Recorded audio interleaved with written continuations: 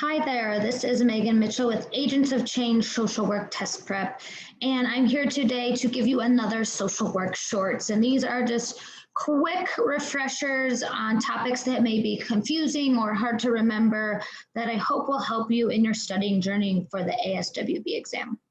And today we're just going to jump right into it. We are working on some research terms. And if you are anything like me, research is an area that I dread, and it is not my favorite. But it's important that we learn these terms because we will see some on the exam. So we have today, we're going to go over the differences of reliability versus validity. And I'm going to break it down giving some examples because they can be really tricky to remember. So what I like to say for this session is if you need to review it a couple times, that's okay. For a lot of people, research is very, very tricky, and it takes us a few times to digest this information. So let's jump right in. So let's start with validity. What is it? Validity simply is how accurate a measure is. Does it measure what it is supposed to measure? The example we have here for validity is any sort of standardized IQ test. IQ tests are meant to measure intelligence, and they are valid because they do measure intelligence. And that would be an example of a test that has high validity. If we asked people their shoe size and tried to correlate IQ to shoe size, that would not be valid. It is not measuring what it's supposed to do. Shoe size is not accurate. It's not a measure that we would use to determine your intelligence. So good, valid test would be standardized IQ test. Bad, not valid test, shoe size in regards to IQ test. So we're going to cover three terms that go along with validity. We are going to cover construct validity, content validity, and face validity. And these can be tricky. If your head's already spinning, that's okay. You're going to have the ability to break this down and try and remember some of these terms when you go to test on test day. So first we have construct validity, and what construct validity is the definition is, does the test measure the correct construct it is supposed to? And what construct means here is a characteristic, a trait, ability level that it says it's supposed to. A lot of times in psychology, some characteristics and traits are hard to measure, which is why we need construct validity. So the example I have here is you may be determining if a mindfulness educational program increases emotional maturity in elementary school students. So you have a mindfulness program and you're wondering, does emotional maturity increase for those that get this mindfulness program? If your program does measure emotional maturity, it would have high construct validity. But say it measures aggression levels, that would not have high construct validity because it's not measuring the proper characteristic. The characteristic we want to measure is emotional maturity, so it'll have high construct validity if it does measure emotional maturity. There are many other examples. Another one is happiness tests, happiness screeners. You would hope that the test is going to accurately measure happiness. We don't want to give a happiness test and then that actually measures exercise level. That would not have high construct validity. We want to make sure that the test is measuring the correct characteristic we're hoping that it measures. Then we have content validity, and this one's a little bit easier to understand. The definition of content validity is the test fully representative of what it aims to measure? And that's a lot of words to mean, does it represent all of the content? Does it test all of the content? So we would not want something would have low content validity if we ask someone to take an English test and they were never exposed to any English. That would not have high content validity because it doesn't represent the content that they were given. So I have an example here. Imagine that you're a Spanish teacher and you're developing an end of the year test. The test should cover all content that was covered throughout the year in your class. That would mean your test would have high content validity if it's measuring everything that you taught. On the other hand, on the flip side, if you include questions that don't relate to Spanish, like if you had math problems on there, or content that you did not have covered throughout the school year, that would have low content validity because it's not an accurate measure of Spanish knowledge. An example I like to give here is, I'm sure this has happened to many of us, sometime in our schooling, you take a test and you walk out of there and you're like, oh my goodness, I knew nothing on that test. The professor never covered any of this in class and it was on the test. That would be that it had low content validity. It was testing things that weren't presented. It's testing things that were not representative of all the content that you were given. So content validity, I like to think content covered. That's how I remember content validity. Then we have face validity, and what face validity is representation of a test appearing to measure what it should be measuring. The actual definition is, does the content of the test appear to be suitable to its aims? What does that mean? That means on the face value, like at face value, is this test measuring what it's supposed to measure? So that's just a lot of words and very confusing to mean. If I were to give you a test about anger, does it measure anger? Do you think that it measures anger? So the example I have here, similarly, is you create a survey to measure anger in students. You ask questions like, how often are you angry? How many fights have you been in recently? On the surface, or at face value, that's how I remember face, this survey seems like it would be a good representation of anger. So that would be considered to have high face validity. Another example of face validity could be, say that you ask people coming out of a college exam, so that was a biology test. Do you think that test actually tested your knowledge of biology? And if most people say, yes, I think that was a good representation, that would have high face validity.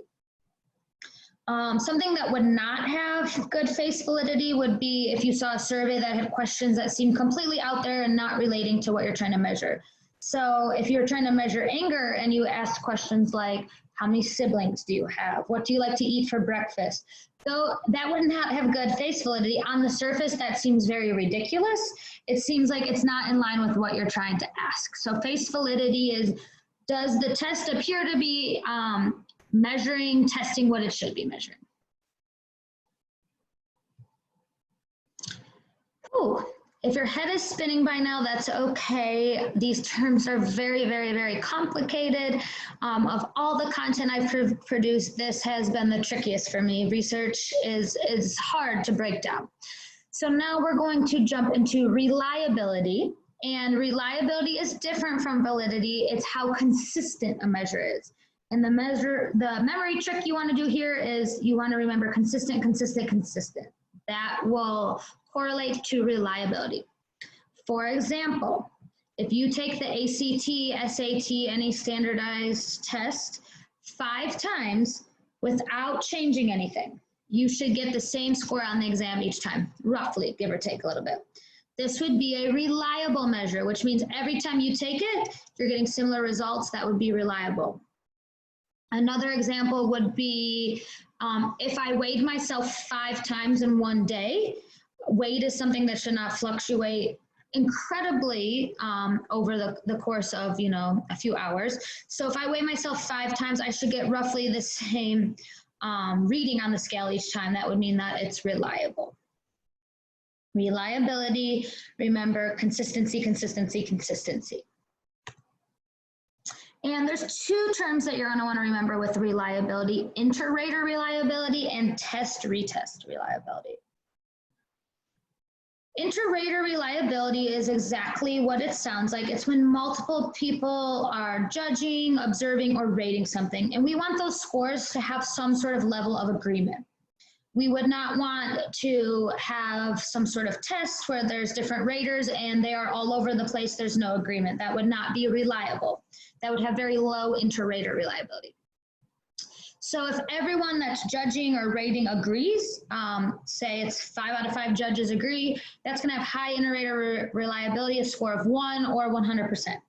If everyone disagrees, they have completely way off base scores that would have very low inter-rater reliability or 0.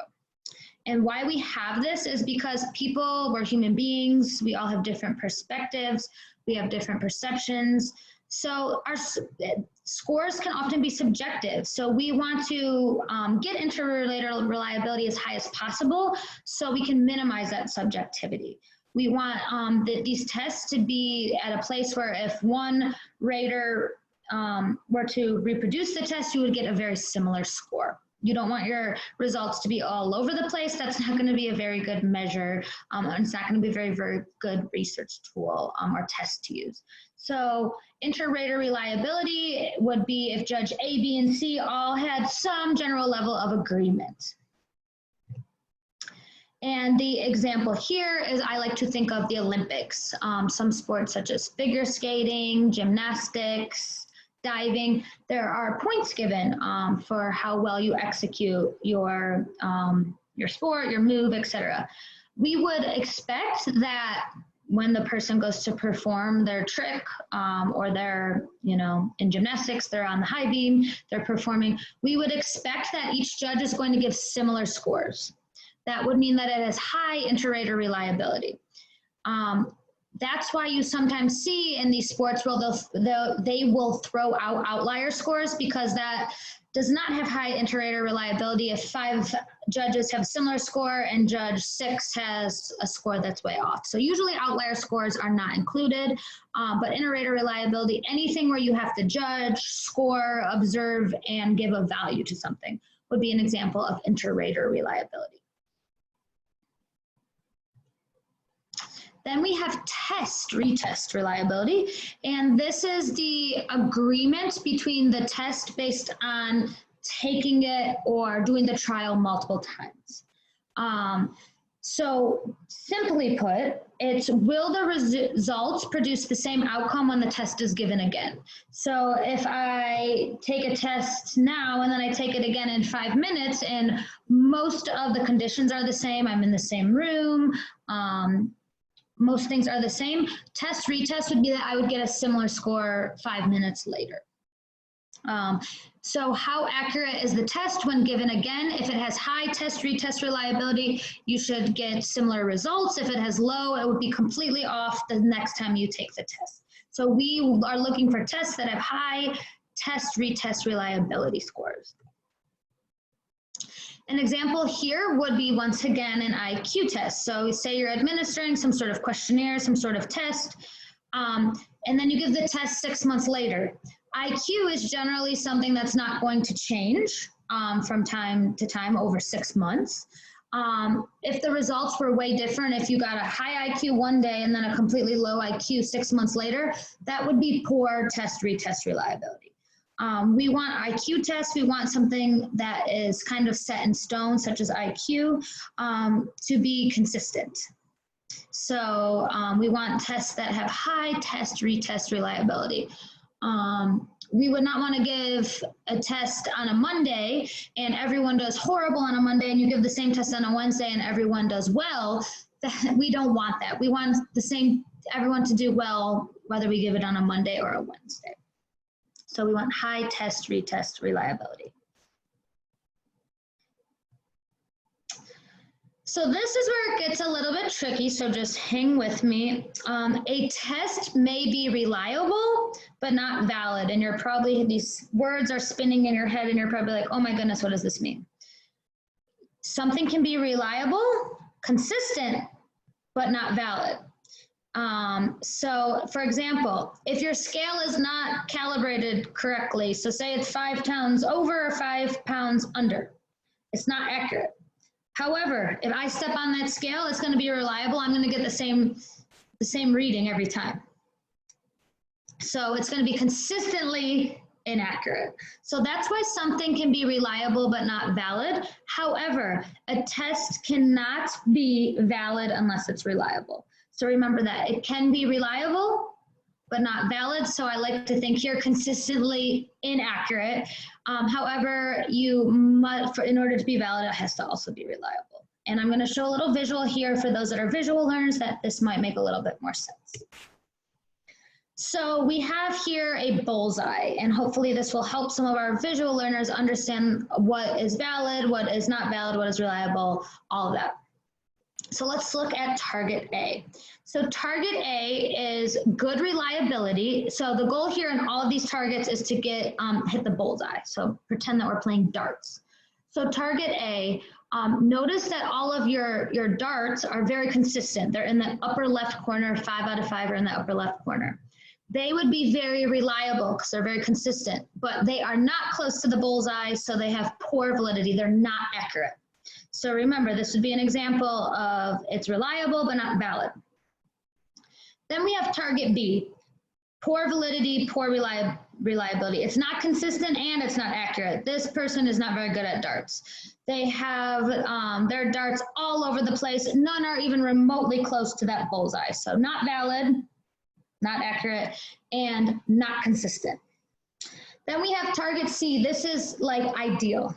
You hit the bullseye and you did it consistently. So target C, it is valid because it's accurate, it's right in that bullseye, and then it's also reliable because look at you consistently got it in the bullseye, 5 out of 5 times in the bullseye. So hopefully that helps you. My memory trick is I like to think of valid. The closest thing I can think of is valid is accurate, reliable is consistent. So hopefully here are some examples for you. And what we want to see is target C. We want to hit the bullseye on a consistent basis. So that is all we have today for reliability and validity. Like I said, this is not easy content, so go back, take notes, do whatever you need to digest this. It can be tricky. If you liked this session, I also have paid study content for 7 sessions that you can find on my Gumroad site listed below. And then I also try to put that free content out on YouTube about once a month. If you have any questions at all, you can email me here. I'm also on Facebook and a lot of the social work exam prep groups. Feel free to reach out. Feel free to check out some of my study content. I hope this was helpful. And always, always, always remember you got this. This is just a test. You are so much more in control of this test than you think. Find what works for you. Get into a rhythm and remember you got this. Thank you.